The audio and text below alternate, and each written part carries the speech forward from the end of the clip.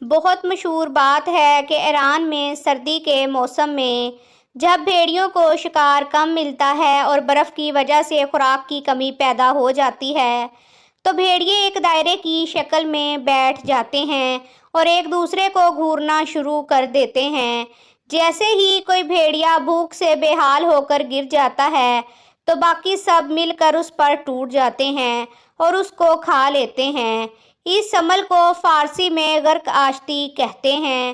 اگر اس عمل کا گہرائی سے تجزیہ کیا جائے تو معلوم یہ ہوگا کہ یہ کام بھیڑیوں کے ساتھ ساتھ کافی حد تک انسانوں میں بھی پایا جاتا ہے۔ ہم انسان بھی ان بھیڑیوں کی طرح ہیں، جو کمزور نظر آئے اسی پر اپنا نشانہ بنا لیتے ہیں۔ جو جتنا حالات کا ستایا ہوتا ہے اتنا ہی مزید اس کے ساتھ شدت پسندانہ رویہ اپناتے ہیں۔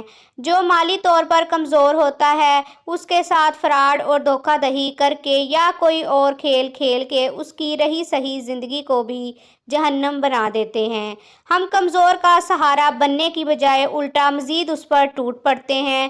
جو جتنا کمزور ہوتا ہے اتنا ہی اس کے لیے زندگی دشوار بنا دیتے ہیں۔ ویڈیو پسند آئے تو اسے لائک کریں، چینل کو سبسکرائب کریں۔ شکریہ۔